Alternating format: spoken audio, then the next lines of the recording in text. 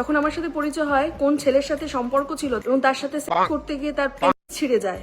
হ্যাঁ, ভিডিওটা অবশ্যই হেডফোন লাগিয়ে দেখবে। দুদিন পর পর নাটক করে সোশ্যাল মিডিয়ার বুনু দুষ্টু কাজ করতে গিয়ে বুনুর ছিঁড়ে গেছে। হে নমস্কার বাঙালি, কেমন আছো সবাই? তো বন্ধুরা, আজকে আমরা চলে এসেছি চক্রবর্তী পরিবারের কেচ্ছা নিয়ে। ভাই তোমরা এই পরিবারের কেচ্ছা শুনে বুঝতে পারবে না এটা সাংসারিক পরিবার না স্টার সুদীপার জমিদার first batch. So let's start the ভিডিওটা বেশি দেরি না করে চলো স্টার্ট করা যাক। আর এই যে সায়ক চক্রবর্তী বলেন, যখন আমার সাথে পরিচয় হয় কোন ছেলের সাথে সম্পর্ক ছিল তার এবং তার সাথে সেক্স করতে গিয়ে তার পেট ছিঁড়ে যায়। ভাই মেন যন্ত্রটা কি কাগজ দিয়ে বানানো ছিল নাকি? না এতদিন জানতাম জামা ছিঁড়ে যায়, প্যান্ট ছিঁড়ে যায়, চুল ছিঁড়ে যায়, কিন্তু ভাই লাইভে ফার্স্ট টাইম নুনু ছিঁড়ার গল্প শুনলাম। আমার চ্যানেলে ভিডিও বানাচ্ছি। আর এই জিনিসটা ছিঁড়ে ফেলার মতন ক্ষমতা পুরো বাংলা ইন্ডাস্ট্রিতে একজনেরই আছে।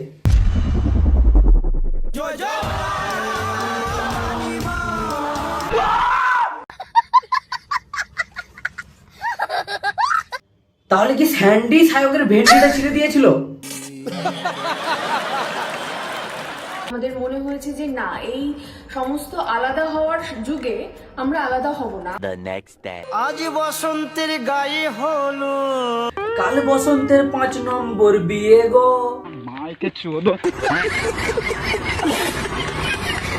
তার নম্বর বিয়ে হয়। ভাই কিছুদিন আগে আমাদের বৌদি একটা খুব সুন্দর ভিডিও সোশ্যাল মিডিয়ায় পোস্ট করেছিল, যেখানে বৌদি আমাদের হেঁটে হেঁটে যাচ্ছে আর বৌদির দুই পাশে দুটো বাউন্সার। 5-5টা বিয়ে করার পর 2-3টে বাউন্সার রাখা খুব ইম্পর্টেন্ট। এটা আমার আশীর্বাদের সকাল। এবার তোমাদেরকে দেখানো হবে আশীর্বাদের সন্ধে। আমার পাশে অন্য মেয়েকে শুয়ে, সেটা আমাকে দেখতে হবে, আমায় ভিডিও করতে হবে। বাপরে, এরা তো দেখছি থ্রিসামের এক্সপার্ট। আমার পাশে অন্য মেয়েকে শুয়ে, ভাই চক্রবর্তী পরিবার তো জন্মে থাকা হার মানিয়ে দেবে। প্রেম করি না, আমি খুবই করতে চাই। ভালোবাসা শুধু মন দিয়েই করতে হয়, আর যে জিনিসটা দিয়ে তুমি ভালোবাসা করো সেটা তোমার আগে থেকেই ছিঁড়ে গেছে।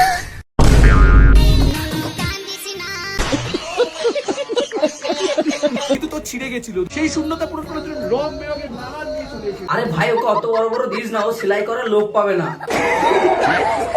হ্যাঁ, সব্যসাচীকে বিয়ে করার আগে আমার বিয়ে ছিল। ভাই সায়কের দাদার নামেই শুধু সভ্য, মানে সব্যসাচী নামেই সভ্য, বাকি ভাই জনি দাও ফেল।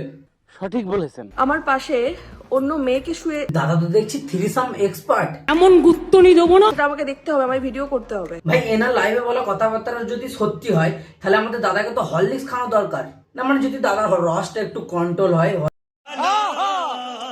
আমি যখন বলি যে আমি প্রেগনেন্ট, তখন সায়ক বলে ছি ছি ছি, তুই প্রেগনেন্ট? ছি ছি করা তো স্বাভাবিক, কেন ও হয়তো ভেবেছিল প্রেগনেন্টটা ওই হবে।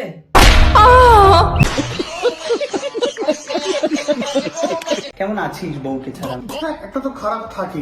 হ্যাঁ, এ তো খারাপ থাকবে, এর তো আবার থ্রিসাম করার অভ্যাস আছে, সেটা আর করতে পারবে না। বলা হয়েছে যে আজ ওই মেয়েটাকে নিয়ে আয় আমার বিছানায় শোয়া, তাহলেই আমাদের সম্পর্কটা ঠিক থাকবে। আমি তাই করে গেছি বোকার মতো। বলছি এটাকে শুধু বোকা বলে না, বোকার পর যে ছোট ছোট দুটো শব্দ লাগে ওই দুটোকে অ্যাড করলে যেটা হয় বোকা।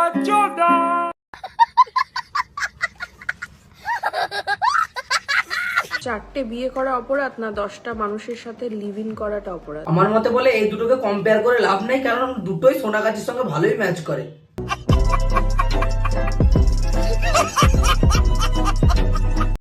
ভাই চক্রবর্তীকে পরিবারের কেচ্ছা ভাই এখানেই শেষ করছি। তোমরা যদি ভিডিওটা এতদূর দেখে থাকো, ভিডিওটা একটা লাইক অবশ্যই করে দেবে, আর চ্যানেলটা নতুন হলে চ্যানেলটা সাবস্ক্রাইব করবে। আর ফেসবুক পেজ থেকে ভাই যারা দেখছো ভিডিওটা, প্লিজ তোমাদের কাছে হাত জোর করে বলছি ফেসবুক পেজটাকে ফলো করো ভাই। ভিউজ তো ভালোই আসছে, কিন্তু ভাই ফলো কেউ করছো না ভাই, প্লিজ ফলো করো। তোমাদের কাছে একটা রিকোয়েস্ট, আর যারা ইউটিউব থেকে দেখছো চ্যানেলটা দেখো, এই নিচে একটা সাদা বটনটা, ওটাকে ছিঁড়ে নিয়ে চলে যাও, ঠিক আছে? তো ভাই আজকের ভিডিওটা বাস এই অবধি। আশা করছি তোমাদের ভিডিওটা অল্প হলেও ভালো লাগবে। যদি ভালো লাগে ভিডিওটা একটা লাইক করো, আর ফেসবুক পেজ থেকে দেখলে ফেসবুক পেজটাকে ফলো করো, ইউটিউব থেকে দেখলে ইউটিউবটাকে সাবস্ক্রাইব করো। তাড়াতাড়ি যাও, আমি আসছি নতুন একটা টপিক নিয়ে, ঠিক আছে?